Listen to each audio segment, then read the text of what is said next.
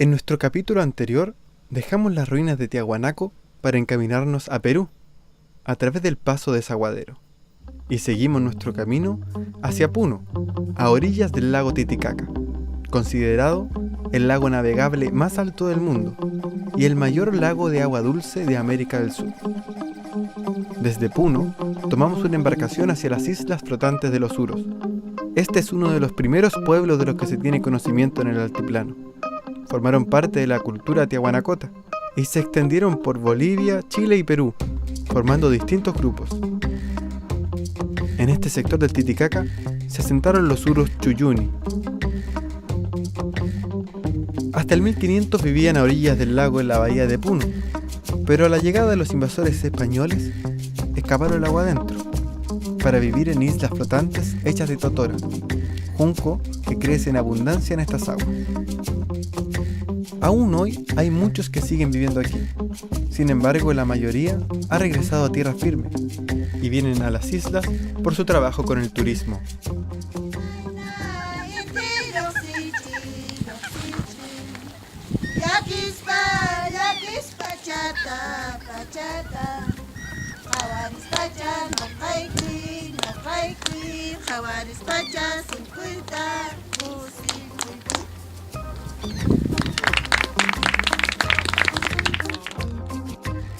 Hay 88 islas flotantes, cada una fabricada por una familia.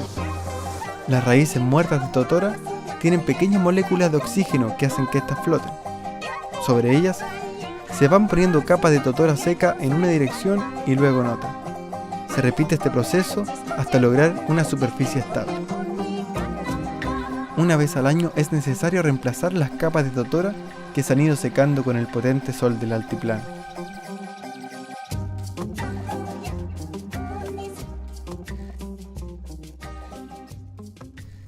Muchas de las familias han recibido apoyo y han instalado estos paneles solares que se ven sobre las casas. ¿Cómo funcionan los paneles solares?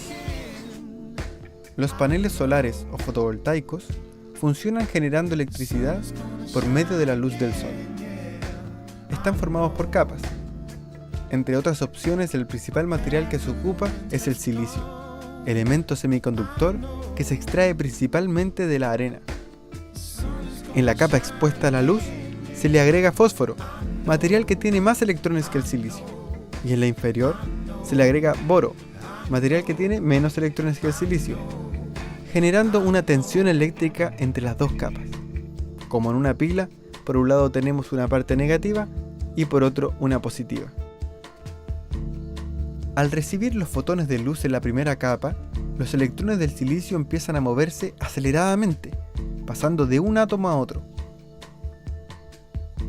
Algunos de estos son liberados y capturados por los contactos, produciendo una corriente eléctrica continua. Para poder aprovechar esta energía, tenemos dos alternativas: acumularla a través de baterías u ocuparla.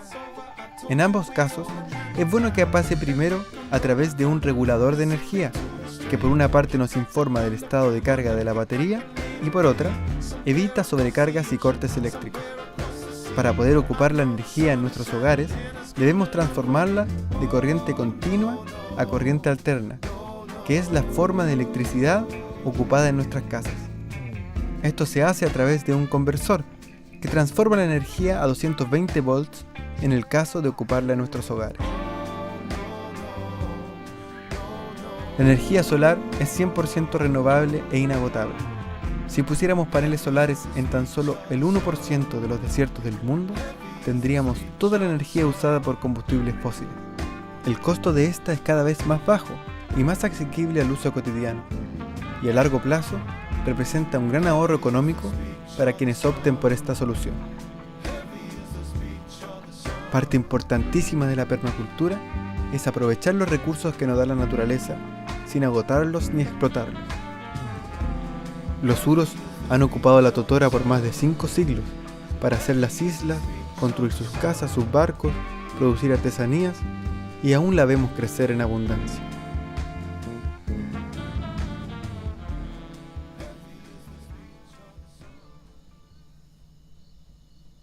Dejando atrás a Puno y el lago navegable más alto del mundo, nos dirigimos a la ciudad más importante de Sudamérica al momento de la llegada de los invasores europeos. Hablamos de Cusco, corazón del imperio inca, o como ellos le llamaban, el ombligo del mundo. En esta ciudad llegaron a vivir más de 250.000 habitantes, y era la residencia de las más importantes familias de este vasto imperio, que llegó a abarcar desde el sur de Colombia al centro norte de Chile, siendo Cusco el centro de inteligencia administrativa. Hoy, principal centro turístico de América del Sur, donde día a día llegan cientos de visitantes de todas partes del mundo, principalmente por ser destino obligatorio para visitar las ruinas de Machu Picchu, también de la cultura incaica.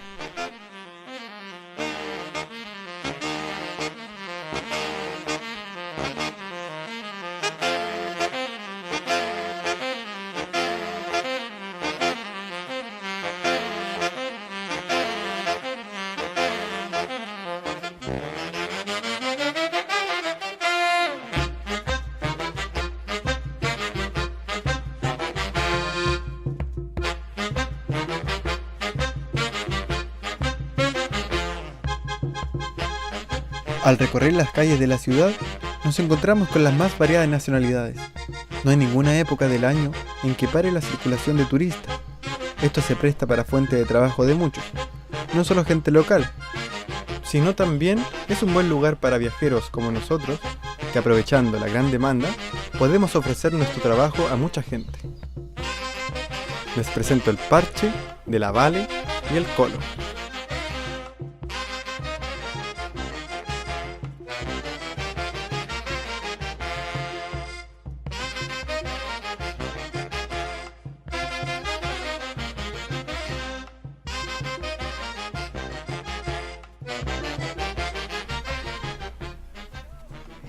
Yo, por otra parte, aproveché los microbuses de la ciudad para cantar en ellos.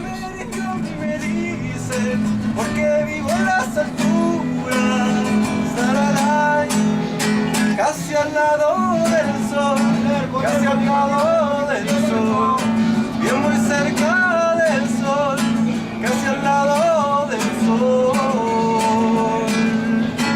La la le, la la le, la la la, la la.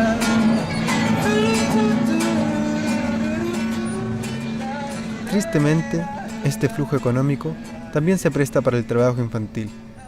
Agradecidos de que haya disminuido bastante en los últimos años, lamentamos ver aún a muchos niños, especialmente niñas, trabajando todo el día en la calle. ¿Cómo te llamas? ¿Qué estás vendiendo? ¿Es una cámara? ¿Qué estás vendiendo? A ver. ¿Y la mamá? La mamá está vendiendo habas. ¿Dónde está vendiendo habas? Vendiendo habas, necesito. ¿Y qué edad tienes tú? ¿Cuántos años tienes? 5. 5. Ah, bueno. Bueno, un besito para la cámara, un besito a la cámara. Quiero mirar. Sí. ¿Cómo se llama ella? Lucila. Ahí está Lucila. Está vendiendo habas con. Ahí nos vamos alejando. Ahora está pequeñita. Ya. Digámosle chao. Chao, amiga. ¿Que estés bien?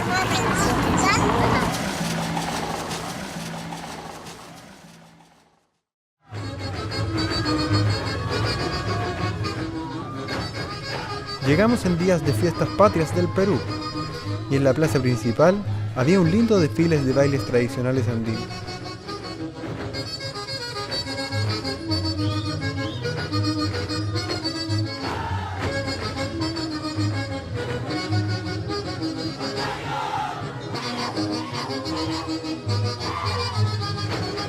Lamentablemente, con la participación también de las Fuerzas Armadas.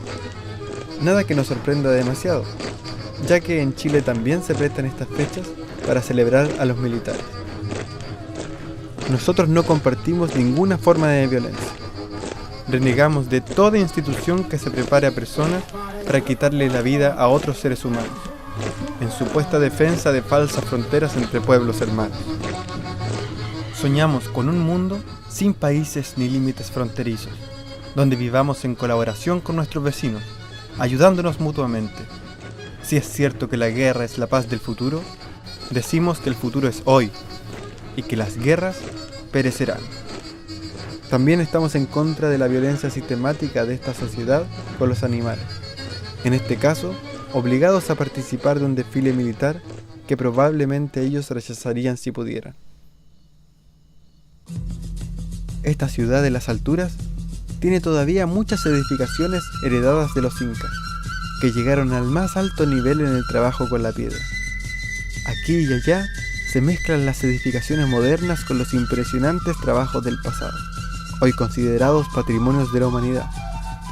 Esta ciudad fue diseñada por Pachacútec, gran inca, noveno mandatario del pueblo, que fue quien expandió el imperio del Tihuantinsuyo y rediseñó la ciudad de Cusco con la forma de un gran puma, cuya cabeza son las ruinas de Sacsayhuamán, centro ceremonial desde donde podemos ver gran parte de la ciudad y escenario de una de las últimas batallas en resistir la entrega de la ciudad a los españoles.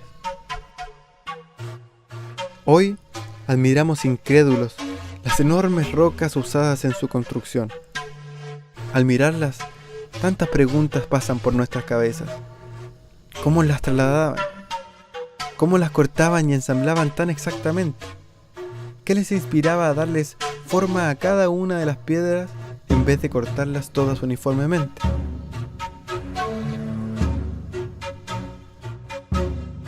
Nos maravillamos del gran conocimiento recopilado por los incas, heredado de grandes civilizaciones antiguas. Conocimiento traspasado de generación en generación desde miles de años, evolucionando hasta lo que pareciera ser el dominio perfecto del arte de trabajar la piedra.